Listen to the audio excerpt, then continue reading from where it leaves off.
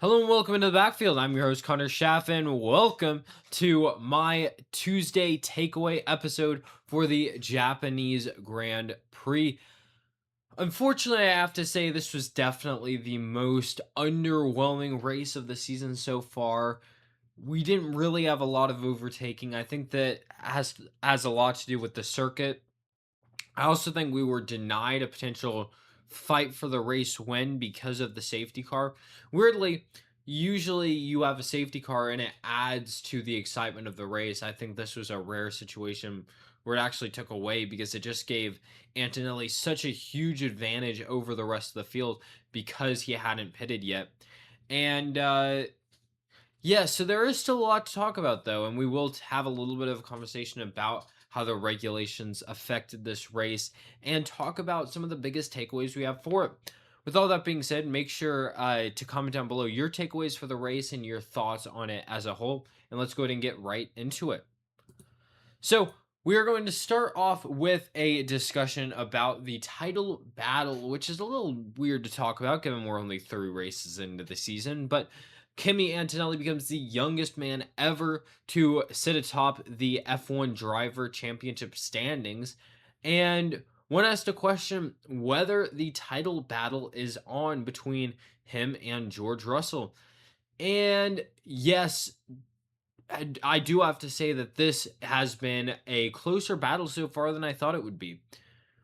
But I do definitely have to give it the caveat that I feel like this entire situation has been kind of uh I'm trying to think of the best way to put this. Realistically, Kimi Antonelli I feel like has kind of lucked into both of these victories. The second race of the season in China, George Russell has a car issue in qualifying, leading him to not get pole. And he and Kimi Antonelli just because he has the track position was able to stay ahead of George Russell, and there's really no way that Russell is going to be able to pass him at all during that race. Then you come to this race, George Russell has another car issue, and this one honestly probably much more detrimental to his overall race because there was never actually a fix for this issue. And so he had to race with a car that wasn't working quite right for him. He still was ahead of Kimi Antonelli by the end of the first corner and was the one man competing for the race win with Oscar Piastri until the safety car. Keeping in mind, Kimi Antonelli was really not passing the drivers ahead of him until he got into free air. Then he was able to start catching up to Russell and Piastri.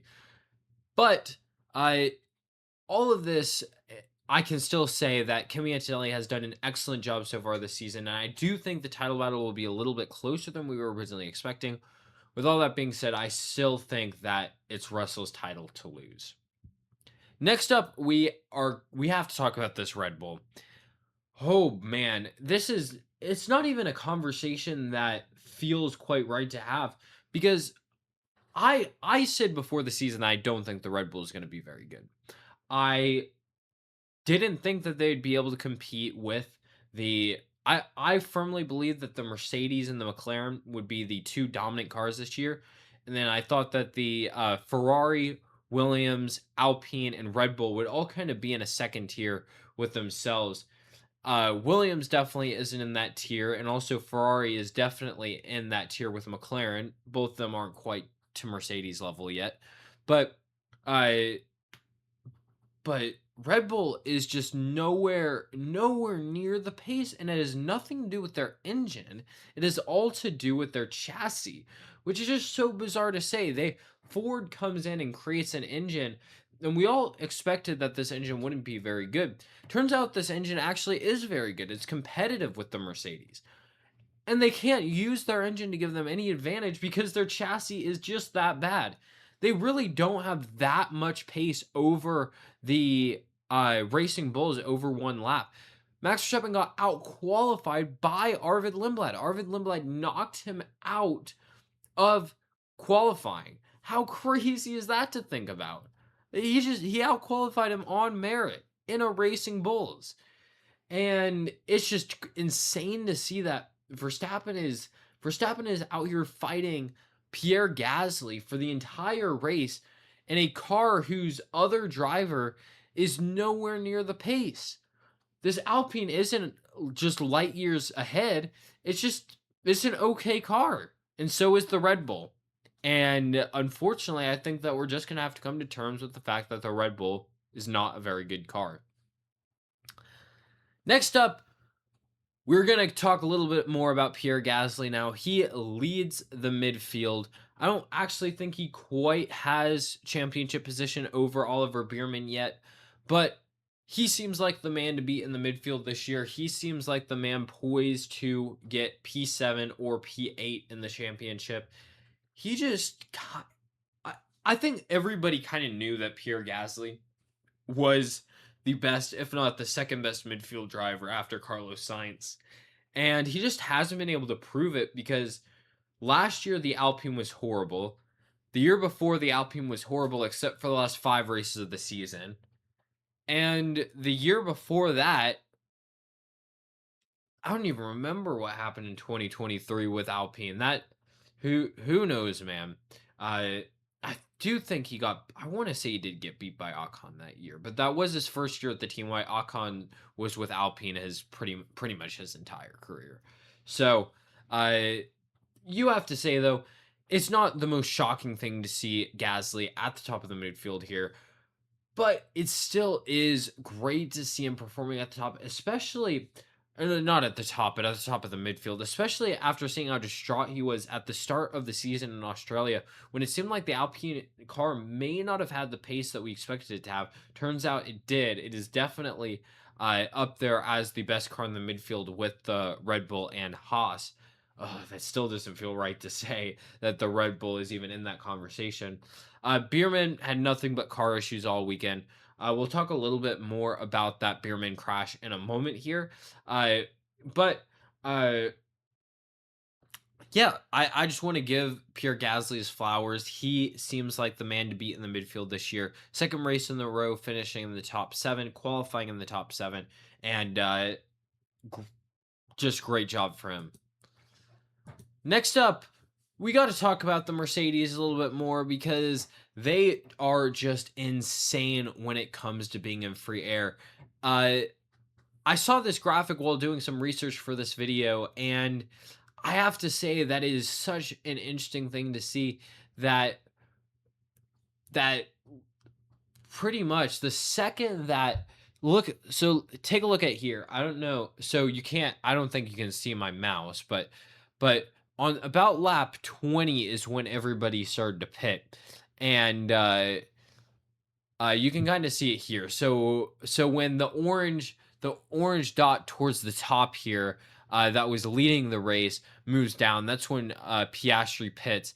And you can see that the two Mercedes start to jump out into the lead. And then all of a sudden, the second that Antonelli gets into that free air, he just doesn't look back at all and just dominates the time pace for the rest of the race. And for the couple laps Russell was in the lead, he was still matching Antonelli's time despite having issues with his car. The big issue is once he got into traffic that he just couldn't escape it because of the issues with overtaking during this race. But you have to say that while there are some positives to be taken here for the sake of us having a competitive season, that Russell wasn't able to get past Piastri and Leclerc. He was not. The Mercedes is just still clearly dominant in that free air. And if Mercedes somehow figures out how to fix their starts, then this could be a rough season to watch. And honestly, I do have this one here, but I think we'll talk about this after I talk about this one, because I think this kind of ties into this point 4, though, is that I have a bold prediction. I believe that come the end of the season, McLaren will be competing at the top with Mercedes, and we will have a pretty even split of race winners for the last few races of the season. I think that McLaren is showing that they're starting to figure out this Mercedes engine.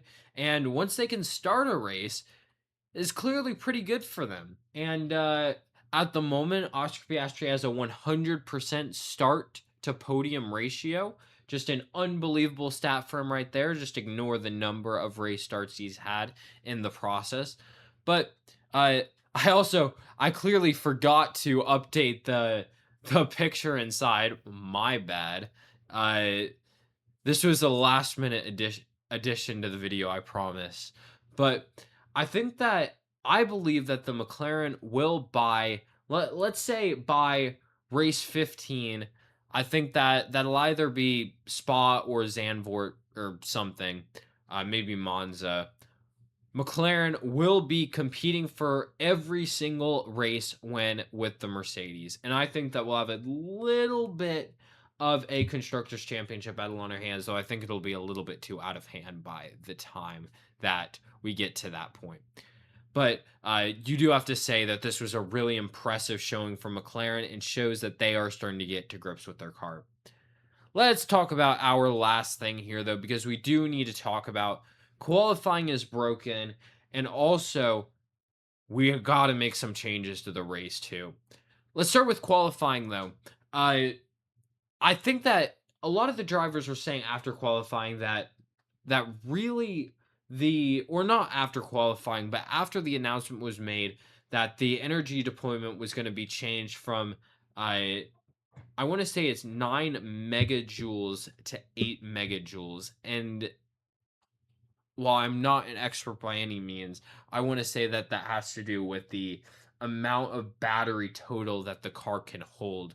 So let's say it goes down from 9 to 8 like it did, that means the car has to be more reliant on its gas powered side of things versus the electricity, because there's not as much electricity there to deploy, which means you don't have to harvest as much either. And a lot of drivers were saying that it didn't go quite far enough and they should have gone down to 7. And I kind of have to agree with them based on this session. There's this really hilarious moment uh from the post qualifying reactions where they F1 for every one of their races posts the pull lap, and into 130R after the straight, they cut away from Kimi Antonelli's onboard so that nobody can see the fact that he was super clipping, and then just the drivers, from what I saw, didn't put their foot back on the gas at all through that corner. So they just lifted and coasted all the way through.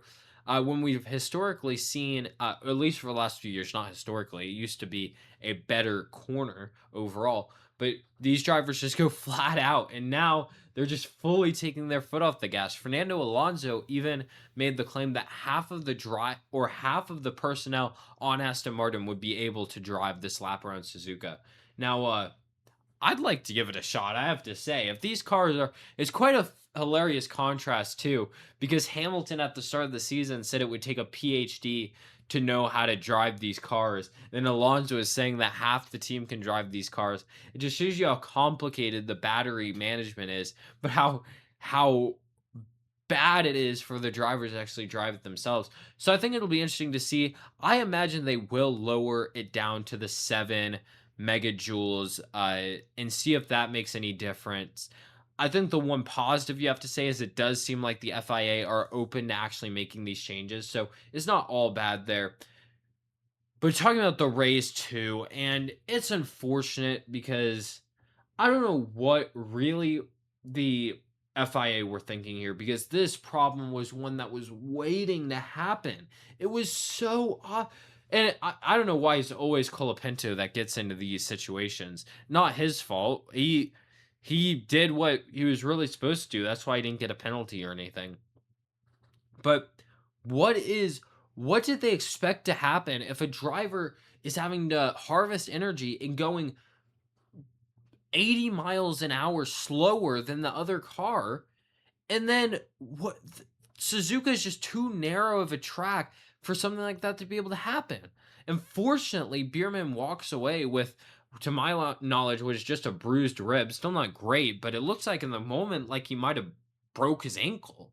And uh I'm glad to see that he's okay to some extent, but it's just it was a preventable disaster, and they're gonna have to make changes over the break to prevent anything like that from happening again.